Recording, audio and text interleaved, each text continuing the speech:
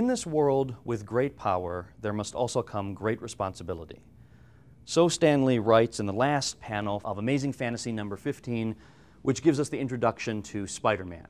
This came out in 1962, and it became, the saying that is, one of the most famous slogans of all of superhero stories. With great power, there must also come great responsibility. Of course, as we know from the history of superheroes, Stanley was writing in the context in which America was wrestling with just this issue.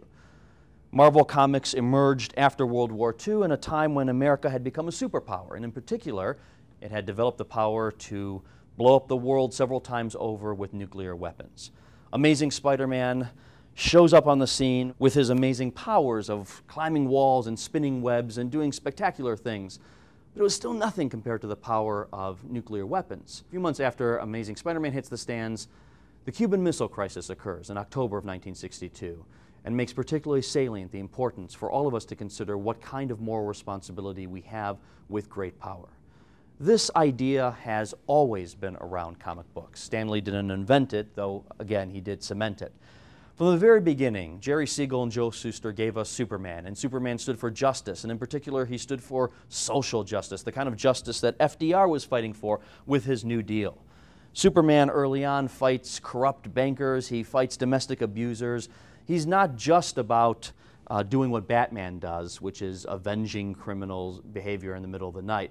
He stands for social justice issues. In the early 1940s, we get Wonder Woman and Captain America, and they could not be more obviously involved with fighting evil. They're the good folks fighting the bad ones. In this case, Captain America first appears in Captain America Comics number 1, and the cover there shows him punching Hitler in the face. It couldn't be more obvious. There's nothing subtle about it whatsoever.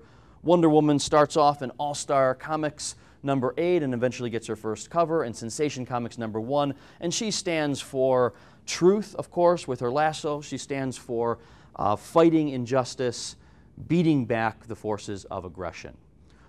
We can learn a lot about ethics by looking at superhero stories. This is not surprising. We can learn a lot about what it is to be a hero, and so our module today is going to explore in some depth what philosophers have to say about ethics and use that conversation to understand a little bit better what it is to be a hero. I want to start off with something that's not new to anyone who has studied philosophy at all, but may be new to you. And it's something that might frustrate some folks at first, and so I want to be sure to put it out front and center. If I came to you and said, what is it to be a hero? What is it to act heroically? What kind of great responsibility comes with great power? You might immediately start saying a bunch of interesting things. Philosophers, though, notoriously, really take their time in answering these questions.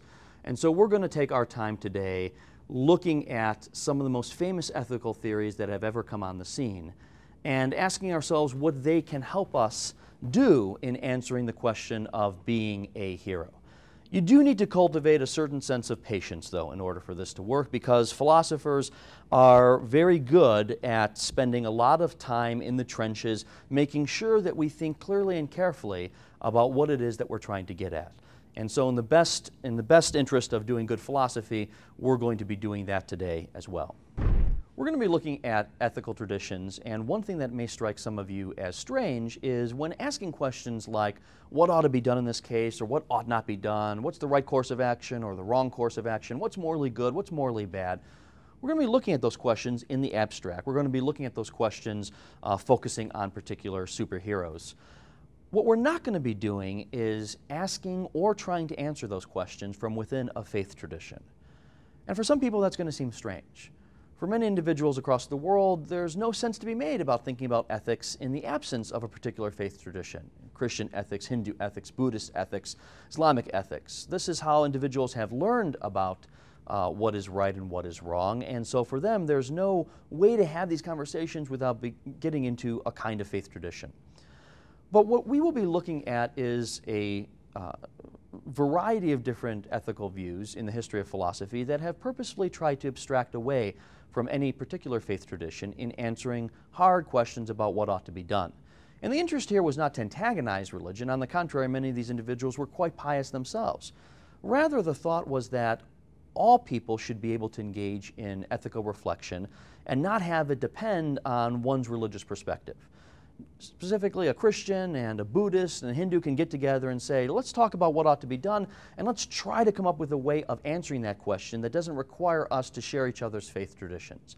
This has sometimes been called secular ethics, and it's what we'll be focusing our attention on here. Another thing that I think it's really important to do prior to getting into some of the nitty-gritty of these ethical theories is to understand right up front what we're not going to be asking today.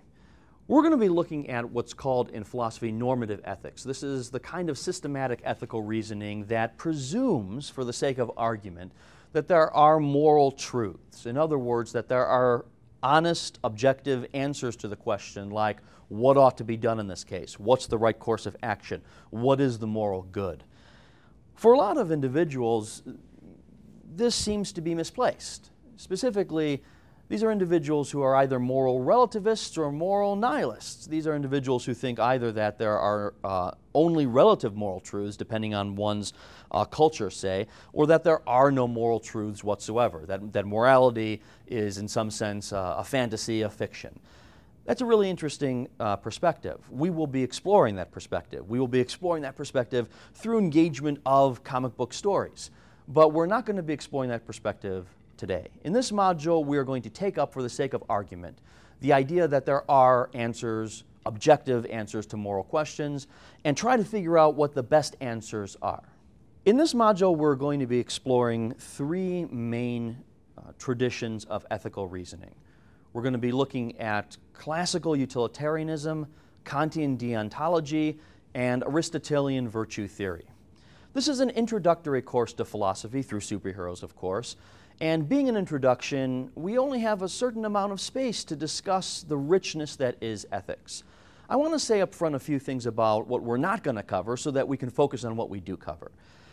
The traditions that I've just mentioned, classical utilitarianism, Kantian deontology, and Aristotelian virtue theory, they are widely known, famous, well-explored, really cool and interesting ethical theories. We're not going to be going wrong at all by spending some time thinking about them, and thinking about them in the context of what it is to be a hero, and thinking about them in the context of superhero narratives.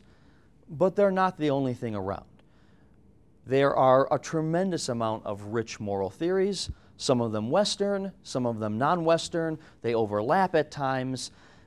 The way I approach ethics, the way you should really approach philosophy, is much the same way as you approach reading a comic book. Suppose someone comes to you after watching a season of The Flash or watching a few movies in the Marvel Cinematic Universe and says to you, wow, I think The Flash is cool, or I think Green Arrow's cool. Gosh, I love Thor or Captain America. But I don't read comic books. You know, what should I read? And suppose that you are a comic book aficionado and you say, well, there's a ton to read. There's so much to read. And there is, and that's awesome.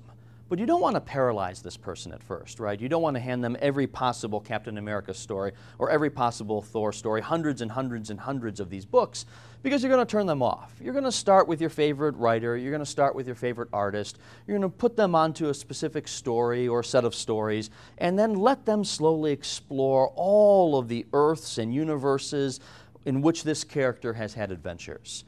It's an ongoing, unfolding, fantastic experience to find out just how big the comic book universe is. I want you to approach philosophy the same way in this course. We are going to be looking at some of the best philosophical views out there. For this module, some of the best ethical views out there. By best, I mean they're rich, they're interesting, they're detailed, there's a lot to say about them. They might all be wrong, but they're compelling. At the same time, it's just scratching the surface. There's so much more to learn about all of this, and this course will point you in the right direction in terms of further exploration if you're interested in further exploring these topics. We could do a whole course on any one of the ethical theories that we'll be looking at in the same way that you could sit someone down and say, look, you like The Flash? Awesome.